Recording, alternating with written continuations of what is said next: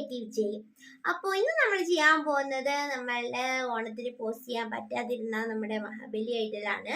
അപ്പോൾ അത് ഇപ്പോൾ പോസ്റ്റ് ചെയ്യാൻ കാരണം എന്താണെന്ന് വെച്ചാൽ ഓൾറെഡി ഞാൻ ചെയ്തു തുടങ്ങി. അപ്പോൾ ഇനിയിപ്പോൾ നമ്മൾ പോസ്റ്റ് ചെയ്യണമെങ്കിൽ അടുത്ത വർഷമേ പറ്റുള്ളൂ. അപ്പോൾ അതൊരു ബുദ്ധിമുട്ടാവില്ലേ? അപ്പോൾ അതുകൊണ്ടാണ് കുറച്ച് ലേറ്റ് ആയിട്ടാണെങ്കിലും ലേറ്റസ്റ്റ് ആയിട്ട് മഹാബലി അവതരിപ്പിക്കാമെന്ന് വിചാരിച്ചത്.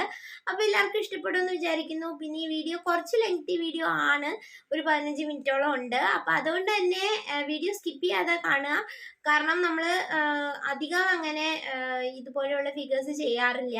അപ്പോൾ അതുകൊണ്ട് എന്താണ് ഡിഫറൻസ്, എങ്ങനെയാണ് ചെയ്തതെന്നൊക്കെ മനസ്സിലാവാൻ വേണ്ടിയിട്ടാണ്. അപ്പോൾ നമുക്ക് സമയം കളയാതെ വീഡിയോയിലേക്ക് പോയാലോ? Let's go to the video. അപ്പോൾ നമുക്ക് ആദ്യം തന്നെ നമ്മുടെ മാവേലിയുടെ ബേസ് റെഡിയാക്കി എടുക്കാം കേട്ടോ. അപ്പോൾ അതിന് വേണ്ടിയിട്ട് ഞാനിവിടെ എടുത്തിട്ടുള്ളത് അലുമിനിയം ഫോയിലാണ്. അപ്പോൾ ഇത് കുറച്ചും കൂടെ ഒന്ന് ബിഗിനേഴ്സിനും കൂടെ മനസ്സിലാക്കാൻ വേണ്ടിയിട്ടാണ് നമ്മൾ അലുമിനിയം ഫോയിൽ മാത്രം എടുക്കുന്നത്. ശരിക്കും പറഞ്ഞാൽ നമുക്ക് ആദ്യം തന്നെ ആർമേച്ചറൊക്കെ കമ്പി വെച്ചിട്ട് ഉണ്ടാക്കിയിട്ട് നമ്മൾ പല ഡോൾസും അങ്ങനെ ചെയ്തിട്ടുണ്ട്. അതുപോലെ ഉണ്ടാക്കിയതിന് ശേഷം അതിൻ്റെ പുറത്ത് അലുമിനിയം ഫോയിൽ വെച്ചിട്ട് സ്കൾപ്റ്റ് ഒക്കെ ചെയ്യാം. പക്ഷേ ഞാനിവിടെ കുറച്ചും കൂടെ ഒന്ന് ഈസിയർ മെത്തേഡായിട്ട് അലുമിനിയം ഫോയിൽ മാത്രം വെച്ചിട്ട് ഷേപ്പ് ചെയ്തെടുക്കുകയാണ്. അപ്പോൾ ആദ്യം 2 കാലുകൾ റെഡിയാക്കി എടുക്കണം. അതുപോലെ തന്നെ അപ്പർ ബോഡിയും ഇതുപോലെ ഒന്ന് ഷേപ്പ് ചെയ്തെടുക്കുക. അലുമിനിയം ഫോയിലാണെങ്കിൽ പെട്ടെന്ന് തന്നെ നമുക്ക് ഷേപ്പ് ചെയ്തെടുക്കാൻ പറ്റും. അതിനുശേഷം നമുക്ക് പേപ്പർ ടേപ്പ് ഉപയോഗിച്ചിട്ട് ഈ പാർട്സൊക്കെ ഒന്ന് കണക്ട് ചെയ്തെടുക്കാം. നിങ്ങളുടെ കയ്യിൽ പേപ്പർ ടേപ്പ് ഇല്ല എന്നുണ്ടെങ്കിൽ സെലോഫിൻ ടേപ്പ് വേണമെങ്കിൽ യൂസ് ചെയ്യാം. പക്ഷേ എനിക്ക് തോന്നുന്നു പേപ്പർ ടേപ്പ് തന്നെയാണോ കുറച്ചുകൂടെ നല്ലത്. അതാകുമ്പം നമ്മുടെ ക്ലേ ഒക്കെ നന്നായിട്ടൊന്ന് പിടിച്ചിരിക്കും. സെല്ലോ ടേപ്പ് ആകുമ്പോഴത്തേക്കും നമുക്ക് കുറച്ചും കൂടെ മിനുസല്ലേ അതിൻ്റെ സർഫസ്. അപ്പോൾ അതുകൊണ്ട് ക്ലേ കുറച്ചൊന്ന് പിടിച്ചിരിക്കാൻ ബുദ്ധിമുട്ടായിരിക്കും. അതുകൊണ്ടാണ് ഇപ്പോൾ പേപ്പർ ടേപ്പ് തന്നെ കഴിയുന്നതും ഉപയോഗിക്കുകയാണെങ്കിൽ നല്ലതായിരിക്കും. അപ്പോൾ നമ്മുടെ ബോഡി വന്നിട്ട് നന്നായിട്ടൊന്ന് ബൈൻഡ് ചെയ്തിട്ട് വേണം ഒട്ടിക്കാൻ. നന്നായിട്ട് ലൂസൊന്നും ഇല്ലാതെ വേണം ഒട്ടിക്കാൻ. ഒരു 2-3 ലെയർ ടേപ്പ് ഒട്ടിക്കേണ്ടി വരും. അതിനുശേഷം നമ്മൾ കുറച്ച് ഫെവിക്കോൾ ഒന്ന് അപ്ലൈ ചെയ്തതിന് ശേഷം നമ്മൾ ക്ലേ എടുത്തിട്ട് സ്കൾപ്റ്റ് ചെയ്യാൻ തുടങ്ങുകയാണ്. ഞാനിവിടെ ഈ ഒരു ക്രിയേഷന് കംപ്ലീറ്റ് ആയിട്ട് യൂസ് ചെയ്തിരിക്കുന്നത് കോൾഡ് പോസ്ലീനാണ്. അതേ സുഹൃത്തുക്കളെ, ഞാൻ വീണ്ടും കോൾഡ് പോസ്ലീൻ തന്നെയാണ് യൂസ് ചെയ്തിട്ടുള്ളത്. കാരണം എനിക്ക് വേറെ വഴി ഉണ്ടായിരുന്നില്ല. കാരണം മഴ പെയ്യുന്നുണ്ടായിരുന്നു, ഉണങ്ങോ ഇല്ലയോ എന്നുള്ള സംശയം കൊണ്ട് എനിക്ക് പേപ്പർ ക്ലേ യൂസ് ചെയ്യാൻ തോന്നിയില്ല. അതുപോരാഞ്ഞിട്ട് എനിക്ക് ഒരുപാട് തിരക്ക് കാരണം ഇത് കംപ്ലീറ്റ് ചെയ്യാനും പറ്റിയില്ല സമയത്തിന്. സോ അതുകൊണ്ട് കോൾഡ് പോസ്ലീൻ തന്നെ യൂസ് ചെയ്യാനേ എനിക്കൊരു ഓപ്ഷൻ ഉണ്ടായിരുന്നുള്ളൂ. സോ നമ്മളിതുപോലെ നമ്മളുടെ അപ്പർ ബോഡി സ്കൾപ്റ്റ് ചെയ്യാൻ തുടങ്ങുകയാണ്. പിന്നെ നിങ്ങൾക്ക് ചിലവർക്കെങ്കിലും അക്സെപ്റ്റ് ചെയ്യാൻ പറ്റാത്തൊരു കാര്യം ഈ ഒരു പ്രതിമയിലുണ്ടാവാം. നിങ്ങൾ കണ്ടുപോരുന്ന മഹാബലിയുടെ രൂപം എന്ന് പറയുന്നത്, അല്ലെങ്കിൽ നമ്മളെല്ലാവരും കണ്ടുപോകുന്ന മഹാബലിയുടെ രൂപം എന്ന് പറഞ്ഞാൽ കുടവയറുണ്ടാവും, നല്ല വണ്ണം ഉണ്ടാവും, നല്ല പുയലുണ്ടാവും. അതുപോലെ തന്നെ നിറത്തിൻ്റെ കാര്യത്തിലും അതുപോലെ അറ്റിയറിൻ്റെ കാര്യത്തിലും ഒക്കെ പലപ്പോഴും നമ്മൾ പറഞ്ഞിരിക്കുന്ന ആ ഒരു റിജിഡ് ആയിട്ടുള്ള ചിന്താഗതിയിലാണ് ഉണ്ടാക്കുന്നത്. സത്യം പറഞ്ഞാൽ ഞാൻ ഇമാജിൻ ചെയ്തിരുന്ന മഹാബലി ഈ ഒരു രൂപം ഇപ്പം ഞാൻ ഉണ്ടാക്കിയതിനെക്കാട്ടിലും കുറച്ചും കൂടെ വ്യത്യസ്തമായിട്ടാണ്. പക്ഷേ അതും കൂടെ ചെയ്ത് കഴിഞ്ഞാൽ ഇത് മഹാബലി ആണെന്ന് തന്നെ ആരും അക്സെപ്റ്റ് ചെയ്യത്തില്ലാത്തതുകൊണ്ട് ഞാൻ അതിലേക്ക് പോകുന്നില്ല. മഹാബലിയുടെ രൂപം എവിടെയെങ്കിലും വർണ്ണിച്ചതായിട്ട് ഞാൻ കേട്ടിട്ടില്ല. ഉണ്ടെങ്കിൽ എനിക്ക് അറിവില്ലായ്മ കൊണ്ടായിരിക്കാം. അറിയുന്ന ആരെങ്കിലും ഉണ്ടെങ്കിൽ പറഞ്ഞു തരിക. എല്ലായിടത്തും നമ്മൾ മഹാബലിയെ കണ്ടിട്ടുള്ളത് ഇപ്പോൾ നിങ്ങളെല്ലാവരും എവിടെയും കണ്ടുകൊണ്ടിരിക്കുന്ന ഒരു രൂപത്തിലാണ്. അത് എപ്പോഴും നമുക്ക് വളരെ രസകരമായിട്ട് നമുക്ക് ഇഷ്ടപ്പെടുന്ന ഒരു രൂപം തന്നെയാണ്. പക്ഷേ എന്നിരുന്നാൽ പോലും എൻ്റെ ഒരു പേഴ്സണൽ ആയിട്ടുള്ള ഒരു അനുഭവം ഞാൻ പങ്കുവയ്ക്കാൻ ആഗ്രഹിക്കുകയാണ്. ഞാൻ കുറച്ച് ചപ്പിയായിട്ടുള്ള ഒരു കുട്ടിയാണ്. അപ്പോൾ ഞാൻ സ്കൂളിൽ ഒരു പ്രാവശ്യം മഹാബലിയായിട്ട് വേഷം കെട്ടുന്ന സമയത്ത് ഒരുപാട് ആക്ഷേപങ്ങളും അതുപോലെ തന്നെ പരിഹാസങ്ങളും ഒക്കെ നേരിടേണ്ടി വന്നിട്ടുണ്ട്. അപ്പോൾ ഞാൻ ചിന്തിച്ചിട്ടുണ്ട്, എന്തുകൊണ്ട് ഇത്രയും ഗ്രേറ്റ് ആയിട്ടുള്ള ഹി വാസ് എ ഡെമോൺ കിങ്. ഡെമോൺ ആണെങ്കിൽ പോലും ഒരുപാട് നല്ല ഗുണങ്ങളുള്ള ഒരു ചക്രവർത്തിയായിരുന്നു അദ്ദേഹം. ചക്രവർത്തി എന്ന് പറയുമ്പോൾ തന്നെ ഒരുപാട് യുദ്ധങ്ങൾ ജയിച്ച് ഈവൻ ദേവന്മാരെ പോലും വെല്ലാൻ പാകത്തിനുള്ള ഒരു ചക്രവർത്തിയായിരുന്നു അദ്ദേഹം. സോ നമ്മൾ ഒരുപാട് ബഹുമാനിക്കേണ്ട ഒരു വ്യക്തിത്വമാണ് അദ്ദേഹം. എങ്ങനെ ഏത് രൂപത്തിലിരുന്നു എന്നുള്ളതിന് ഒരു തെളിവില്ല.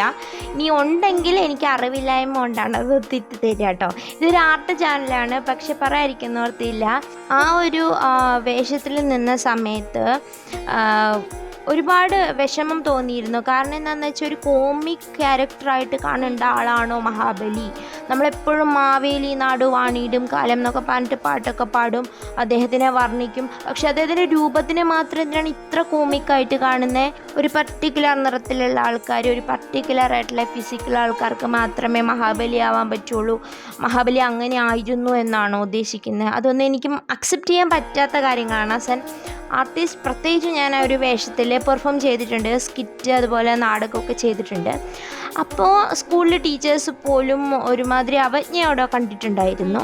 അതേസമയം മറ്റ് ക്യാരക്ടേഴ്സ് ചെയ്യുമ്പം, ദൈവികമായിട്ടുള്ള ക്യാരക്ടേഴ്സ് ചെയ്യുമ്പം ചില കുട്ടികൾക്ക് വളരെയധികം പരിഗണന കിട്ടും. അവർ നല്ല നല്ല നല്ല അല്ലെങ്കിൽ മറ്റ് പല ക്യാരക്ടേഴ്സിനും നല്ല പരിഗണന കിട്ടുമ്പോൾ മഹാബലിയെ പോലെയുള്ള ഒരു എപ്പിക്കായിട്ടുള്ള ഒരു ക്യാരക്ടറിനെ എപ്പോഴും ഒരു കോമിക്കലി കാണുന്നപ്പോൾ തോന്നിയുണ്ട് ഞാനിവിടെ കുറച്ച് ചേഞ്ചസ് വരുത്തുന്നുണ്ട്. പിന്നെ ഒരുപാട് റിജിഡായിട്ട് ഉള്ള കൺസെപ്റ്റുള്ള ആൾക്കാർ ഒരുപാട് നമ്മുടെ സമൂഹത്തിലുണ്ട് കേട്ടോ. ഞാനൊന്നും അത്രയൊന്നും പറയാനൊന്നും ആയിട്ടില്ല, എന്നാൽ പോലും ഒരു ചേഞ്ച് ഞാനിവിടെ കൊടുക്കുന്നു എന്ന് മാത്രം. ഞാനിവിടെ സ്റ്റീരിയോടിപ്പിക്കലായിട്ടുള്ള ഒരേ ഒരു കാര്യം മാത്രമാണ്, ഫിസിക്കലുള്ള വ്യത്യാസം മാത്രമാണ് ഞാൻ കൊടുത്തിട്ടുള്ളത്. എല്ലാ ഫീച്ചേഴ്സും മാറ്റണമെന്ന് എനിക്ക് ആഗ്രഹം ഉണ്ടായിരുന്നു.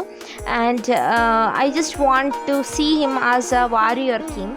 പക്ഷേ അത് ഞാനിവിടെ കൊടുത്തത് മഹാബലിയാണെന്ന് ആരും അംഗീകരിക്കത്തില്ല. അതുകൊണ്ട് മാത്രം പൂർണ്ണമായിട്ടും ഒരു റവല്യൂഷൻ ഞാനിവിടെ കൊടുക്കുന്നില്ല.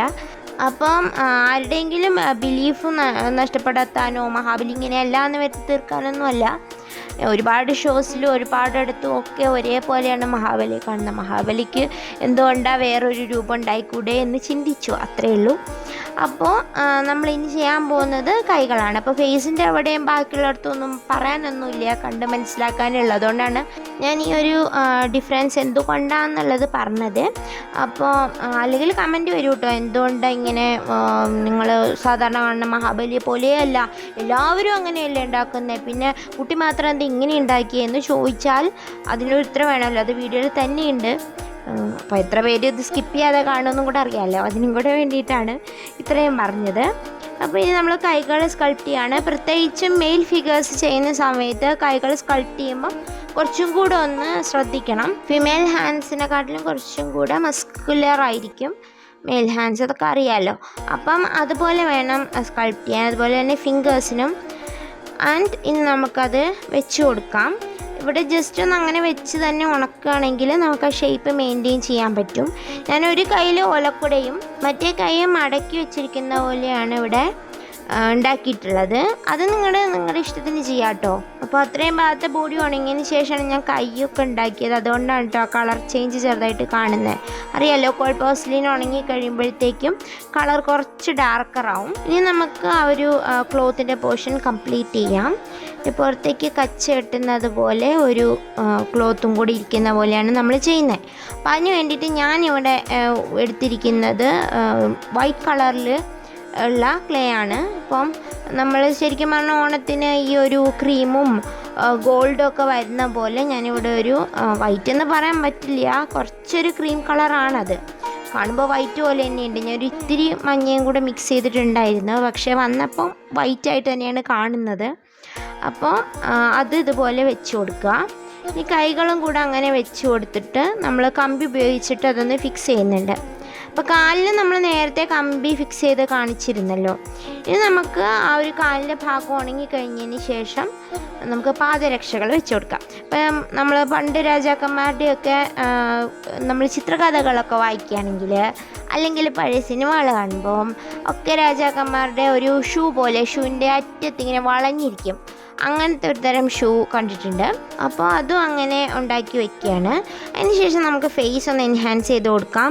അപ്പോൾ ഞാനിപ്പോൾ ഇവിടെ ലിപ്പിൽ വളരെ കുറച്ച് കളറ് മാത്രമേ അപ്ലൈ ചെയ്തിട്ടുള്ളൂ. ഒരുപാട് കളറ് ഇങ്ങനെ എടുത്ത് നിൽക്കുന്ന പോലെയാണെങ്കിൽ അതൊരു വൃത്തിയായിട്ടാന്ന് തോന്നി. പക്ഷേ ലാസ്റ്റ് വന്നപ്പോൾ മീശയൊക്കെ ഫിറ്റ് ചെയ്ത് വന്നു കഴിഞ്ഞപ്പോഴത്തേക്കും കുറച്ചും കൂടെ ഒരു കളറ് കുറച്ചും കൂടി ഡാർക്കറായ പോലെ തോന്നുന്നുണ്ട് അവസാനം. ഞാനിവിടെ ലൈറ്ററായിട്ട് മാത്രമേ അടിച്ചിട്ടുണ്ടായിരുന്നുള്ളൂ, പിന്നീട് കുറച്ച് ബ്രൗൺ ഷെയ്ഡെല്ലാം കൊടുത്തിട്ടുണ്ടായിരുന്നു.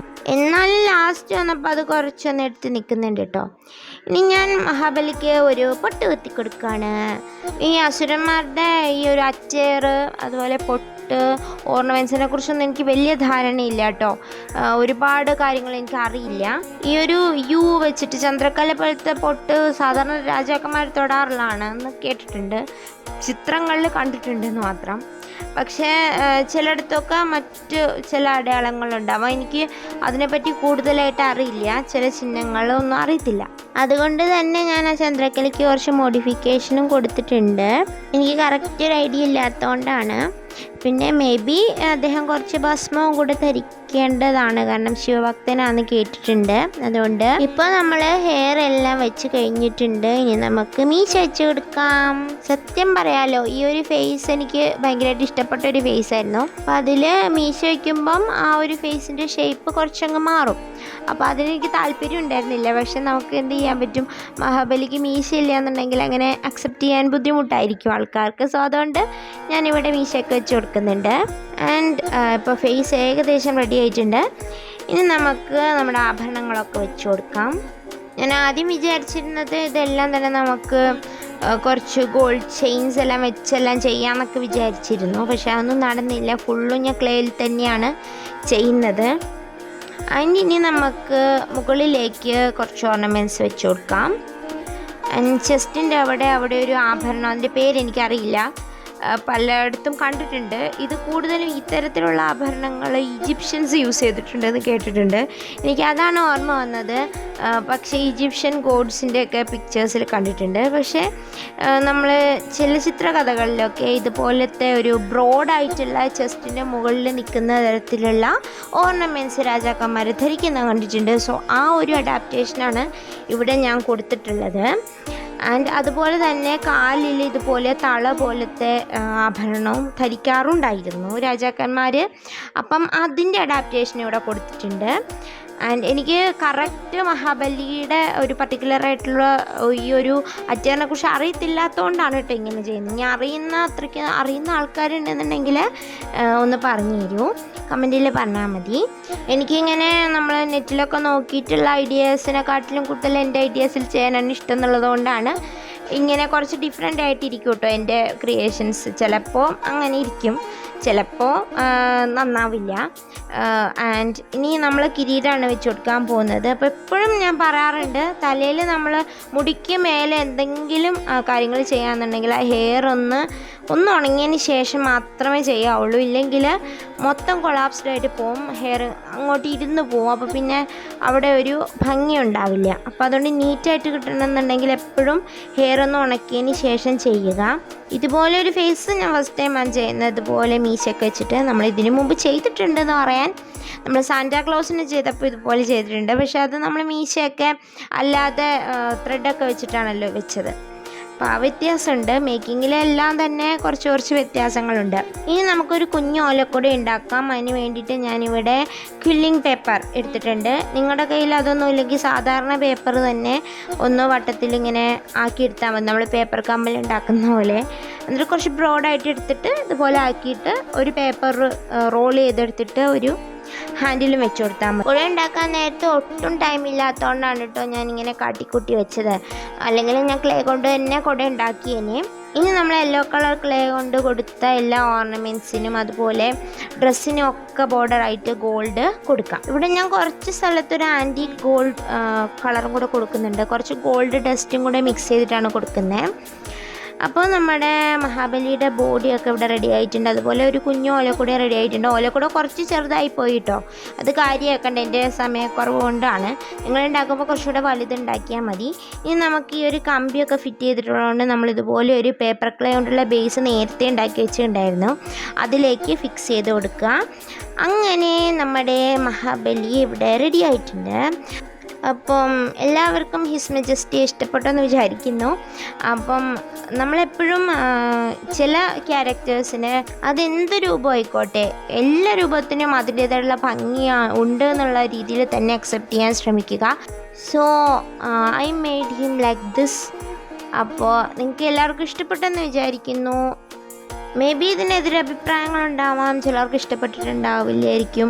അപ്പോൾ നിങ്ങളുടെ അഭിപ്രായങ്ങൾ കമൻറ്റിൽ പറയുക. അപ്പോൾ ഓണമൊക്കെ കഴിഞ്ഞെങ്കിലും എല്ലാവരും സന്തോഷത്തോടു കൂടി സഹവർത്തിത്വത്തോടു കൂടി സാഹോദര്യത്തോടു കൂടി നല്ല രീതിയിൽ എല്ലാവർക്കും ഇവിടെ ജീവിക്കാൻ കഴിയട്ടെ എന്ന് ആശംസിക്കുന്നു. അപ്പോൾ എൻ്റെ ഈ വീഡിയോ ഇഷ്ടപ്പെട്ടിട്ടുണ്ടെങ്കിൽ, എൻ്റെ ചാനൽ ഇഷ്ടപ്പെടുന്നുണ്ടെന്നുണ്ടെങ്കിൽ, സബ്സ്ക്രൈബ് ചെയ്തിട്ടില്ലെങ്കിൽ ഒന്ന് സബ്സ്ക്രൈബ് ചെയ്തേക്കുക. അതുപോലെ നിങ്ങളുടെ വിലപ്പെട്ട അഭിപ്രായങ്ങളും നിർദ്ദേശങ്ങളൊക്കെ കമൻറ്റിൽ പറയുക. അപ്പോൾ എന്തെങ്കിലും ഇമ്പ്രൂവ്മെൻറ്റ് ചെയ്യാനുണ്ടെങ്കിൽ അതും പറയാം. അപ്പോൾ നമുക്കിനി പുതിയൊരു വീഡിയോ ആയിട്ട് വെള്ളിയാഴ്ച കാണാം. Till then, thank you for watching. Choose.